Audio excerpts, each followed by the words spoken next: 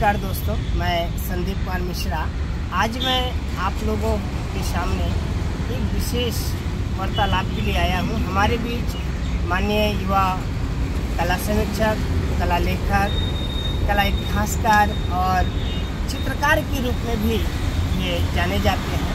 इनके द्वारा बहुत ही महत्वपूर्ण और बहुत ही सुंदर कलाकृतियों का निर्माण किया जाता है।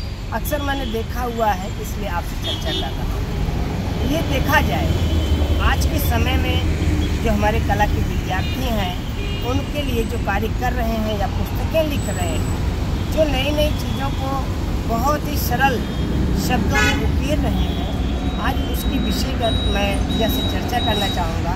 भैया, एक जो आपको कला पुस्तकें लिखने का विचार है, कैसे आया? मतलब कला पुस्तक के प्रति आपका रुझान किस प्रकार से? असल में संदीप जी, बाकी विषयों की तरह इस विषय में सामग्री का अभाव, क्योंकि मैं स्वयं कला का विद्यार्थी रहा हूँ, कला से मैंने पढ़ाई की, तो मुझे बड़ी चिंता होती कि कला की अच्छी पुस्तकें क्यों नहीं। अरे, बाकी विषयों की तरह कला में उस हिसाब से काम क्यों नहीं किया गया। हालांकि हमारे देश में कला समीक्षकों और कला इतिहासकारों की कमी नहीं है, फिर भी अगर हम कुछ अच्छी पुस्तकों की बात करें तो गिनी चुनी ही है। ऐसे में ज़रूरत थी कि विद्यार्थियों के लिए, प्रतियोगी छात्र छात्राओं के लिए और इसके साथ साथ शोधार्थियों के लिए भी अच्छी और प्रमाणिक किताबें लिखी जाए। और मुझे खुशी इस बात की है कि पूरे देश के लोगों ने उन किताबों को सराहा। यहाँ तक कि ललित कला अकादमी जैसी संस्थाओं ने भी मेरी किताबों को क्रय किया और धीरे धीरे जो ये अभाव था, एक खाई थी, कला में काम नहीं किया गया था, उस स्तर से तो उसको एक हद तक मैं पाटने का प्रयास कर रहा हूँ। ये बहुत ही अच्छा। जैसे मैंने देखा है, आपकी बुकों को बड़े अच्छे से मैंने पढ़ा हुआ है। आपकी बुकों के साथ साथ मैंने और भी सारी बुकों को पढ़ा।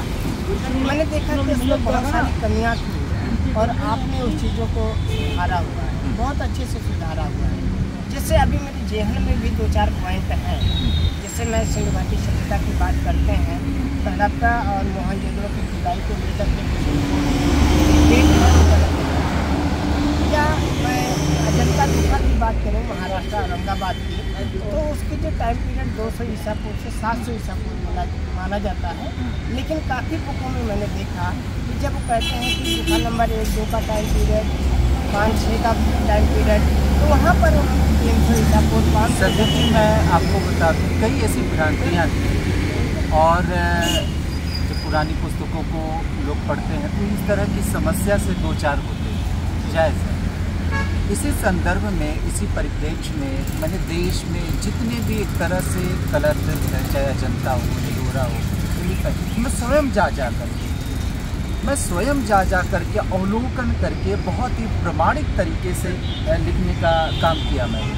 और मैं आपको यह भी बता दूं कि भारतीय पुरातत्व विभाग ने काफ़ी मदद की इस मामले में मेरी। और आप देखिए, दिल्ली चूँकि दिल्ली सल्तनत की बात होती है या मुग़ल, हालांकि बड़ा विवादित विषय है, पाठ्यक्रम से आउट कर दिया गया, लेकिन फिर भी मैंने बहुत ही निरपेक्ष तरीके से काम किया। जैसे मैंने भारतीय मंदिरों पर काम किया, वैसे मैंने सल्तनत और मुग़ल कालीन वास्तुकला पर भी काम किया। यही नहीं, आप देखेंगे कि कई ऐसे तत्व जो भ्रामक थे, मैंने उन पर काम किया। अभी यूपी में एक सवाल पूछा गया था कि कांसे की नर्तकी की ऊंचाई क्या, बड़ा विवादित विषय था। हालांकि मेरी किताब को जब लोगों ने पढ़ा तो उसमें मैंने स्पष्ट लिखा हुआ था इसकी जो ऊंचाई है 10.5 सेंटीमीटर है। यह विवाद माननीय हाई कोर्ट के बीच गया और कोर्ट ने भी मेरी लिखी गई बात को सही ठहराया है। चूँकि मेरा प्रयास होता है कि चीज़ों को बहुत ही प्रमाणिक तरीके से रखा जाए और इस प्रयास में एक हद तक मैं सफल हुआ हूँ। हालांकि ये मेरा भगीरथ प्रयास है।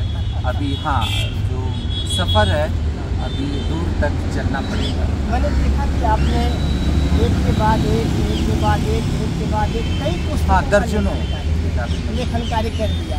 जो करते हैं क्या, इसमें कोई सहयोग करता है या अकेले ही इतना बड़ा भार कैसे उठा रहे हैं?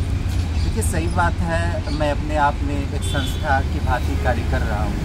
कोई किसी का सहयोग नहीं, कोई किसी का अनुदान नहीं, स्वयं से। बहुत सारे विद्यार्थियों की आपत्ति होती है, सर आपकी किताबें इतनी महंगी क्यों होती है। मैं आपको बता दूं, आज के ज़माने में आप देखिए, पेपर कागज़ का मूल्य आसमान छू रहा है। प्रिंटिंग प्रेस वालों ने भी अपना बढ़ा दिया है खर्चा। तो ऐसे में एक आदमी, आप सोच सकते हैं कि एक आदमी कैसे इतने बड़े खर्च का वहन कर सकता है, वो भी सरकार का कोई अनुदान नहीं, किसी विशेष संस्था का कोई अनुदान नहीं। स्वयं मैं अपने भरोसे काम करता हूँ, अपने खर्चे पर इन किताबों को निकालता हूँ। तो आप ऐसा न सोचें कि सर की किताबें महंगी है। आपने असल में कला की किताबें पढ़ी ही नहीं। आप देखिए, ललित कला अकादमी जैसी संस्थाएं 100-200 की जो पेजेस की किताबें निकालती हैं, 1000-1200 मूल्य होता है। आप स्वयं जा कर के देखिए। ऐसे में अगर मैं 500-600 रुपए में, मात्र 500-600 में आपको अच्छी और प्रमाणिक किताबें पढ़ने को मिलती हैं, तो इसमें कोई हर्जा नहीं है। आप दिल खोल करके पढ़िए। ऐसे चीज़ों का तो स्वागत होना चाहिए। बिल्कुल राकेश जी, मैं आपसे मिलकर बड़ा खुश हुआ और आपसे जो कला के प्रति इतनी अच्छी बातें हुई, इससे मेरा और असल में संदीप जी, कला को लेकर के मेरी उत्सुकता बचपन से है।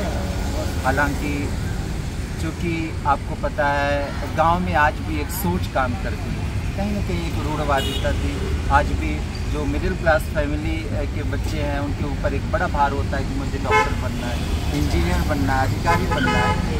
तो यही ख्वाब, यही सपना मैं भी लेकर के आया था इलाहाबाद, जो आज का प्रयागराज के नाम से जाना जाता है। लेकिन फिर भी जो आकर्षण होता है, जो बचपन में मेरा भी आकर्षण था कि पेंटिंग बनाऊँ या कला पर कुछ काम करूं, तो धीरे धीरे वह सपना ऐसा लगा कि पूरा हो रहा है।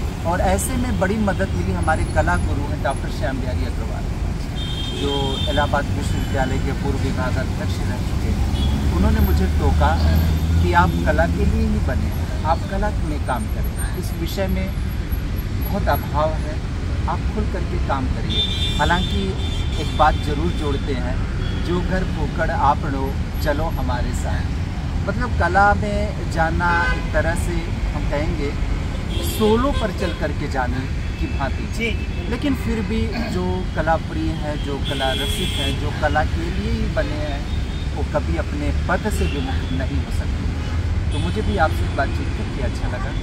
बहुत बहुत धन्यवाद सर, आपसे बहुत मिलकर और इस पर चर्चा करके बहुत ही अच्छा लगा। बहुत बहुत धन्यवाद। नमस्कार।